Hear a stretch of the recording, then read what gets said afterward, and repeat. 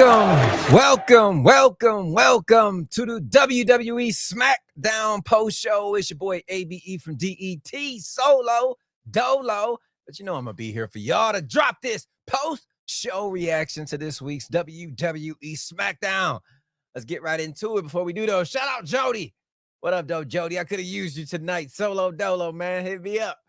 Next time, first off, Charlotte Flair defeats Raquel Rodriguez. This is definitely setting up their SummerSlam title match, which is now seems to be official. We're going to get Roxanne Perez, Raquel Rodriguez versus Charlotte Flair and Alexa Bliss. This was a good match. Solid. I like the feuding between the two teams. Roxanne, it was a moment where Alexa Bliss was walking past her. Roxanne was looking scared out of her mind. I really hope that they bring up that whole dark side of Alexa Bliss a lot more. Let her interact with the Wyatt Six, bring those spirits out, and maybe even turn Charlotte dark. The Dark Queen, maybe. You know, you never know. But I'm enjoying Flair, Alexa Bliss. We all know where that's headed. They will be the ones probably to take those titles off of them at SummerSlam. It'll be a nice feel-good moment for those two veterans. Well-deserved. I like the way they're booking this tag team. Next up, Carmelo Hayes versus Damian Priest, who the entire night was searching for Aleister Black after getting his head kicked off last week, deservedly so.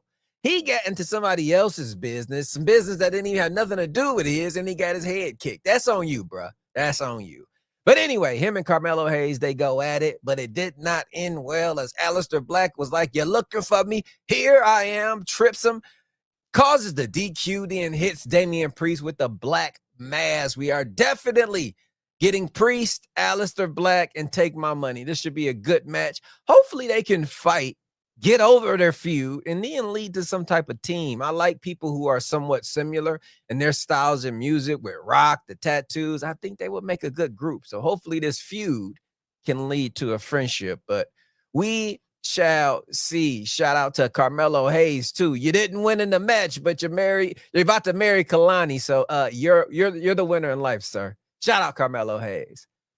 Earlier at the beginning of SmackDown, it seems that the MFT got jumped. They were leaking. They said they got attacked. Seems they blame Jacob, who got arrested for it. But before this segment, Solo makes his way to the ring. He's in the ring with the MFT. And look who gets out of jail early. Jacob Fatu makes his way to the ring, but it's 1 versus 4, but not long. Jimmy comes out to kind of even the odds. They get the heads up.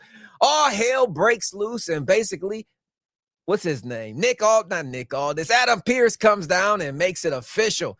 He says that it is not, what do you call him, Jacob Fatu's fault. Actually, it's Solo. Police come out. He's looking left and right, and they're looking for him. Solo gets arrested. Don't drop the soap, brother. We need to call Donald Trump for one of them pardons, because Solo is locked up tonight for framing his cousin. What a snitch, man. Solo, you get what you deserve, brother, man. But yeah, Jacob Fatu, Jimmy Uso, this is looking great. They make it official. It's going to be a steel cage match, Solo, Jacob, SummerSlam for the United States title. Next up, we get Stephanie Vaquer versus Alba Fire. We all know Stephanie Vaquer won this match, but it wasn't the match that was interesting. It was the Devil's Kiss, the greatest move in all of professional wrestling, and she hit that on Alba Fire, and oh my God, giggity goo. But yeah, Stephanie Vaquer with the win, looking strong after her Royal Rumble, Battle Royal win. So she's now the #1 contender for the world title at Paris. That should be interesting. We got to keep her on the roll. Next up, we get a fatal 4-way intercontinental tag team #1 contender match, DIY Fraxia Motor City Machine Guns, Andrade and Rey Fénix, and the newest form tag team, I like to call them the Death Triangle. All we need is Penta, and we can assemble that. But Andrade and Rey Fénix get the win, and they are next up to fight the Wyatt Six, who dropped a pretty nice promo. They were talking about the tag team division and how they're about to take over this new run. Just stay healthy. How about that? Stay healthy, stay on TV, and let's keep this interesting. This is This is getting borderline. It went from like Texas Chainsaw Massacre to kind of like Nickelodeon, Are You Afraid of the Dark? So I'm gonna need some demonic shit from the Wyatt Six soon to make this a lot more horror, a lot more serious, and pretty much a lot more entertaining, to be quite honest. But next up, contract signing. John Cena, Cody Rhodes. They make it official for SummerSlam, but nah. John Cena says he's been making a movie with Netflix and they don't want him to fight. They don't think now is the time. They think they should skip it and maybe fight in Paris. John Cena walks out, but Cody Rhodes says, hell no. They said you can't fight at SummerSlam, but nobody said nothing about tonight. Kicks John Cena's ass, brings him back to the ring. Cena tries to hit him with the belt. Cody reverses it, takes the belt, hit him, goes to the top rope with the contract sign, gives John Cena a Uso splash through the table, grabs his hand, signs the contract, and not only that, tells him, you idiot, you didn't read the fine print. This is now a street fight at SummerSlam. Somebody gonna be leaking. This is gonna be a bloody mess.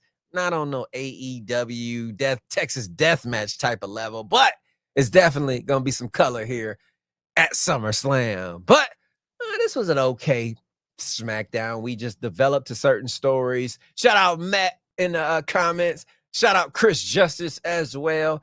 But yeah, this was just a decent SmackDown. It was just, we're telling stories. We're keeping things moving. Nothing big. Solo going to jail was funny. Cena, he's on TV. One less date. But it is what it is. On a scale of 1 to 10, I think I'm giving this about a 6.5. It was a D. It was definitely a D show. Nothing blew me away, but it is what it is. Like I said, we're just telling stories right now.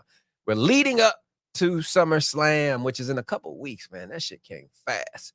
But next time you guys will see us will be tomorrow, Saturday. Myself and Ball Bro, AEW Collision post show with some breaking news. So stay tuned to that this weekend on the Holy Podcast. We are expanding, ladies and gentlemen, and we will explain that tomorrow. But till then, it's your boy ABE from DET, and you guys have been tuning in to the WWE Smackdown post show with the Holy Podcast. Peace.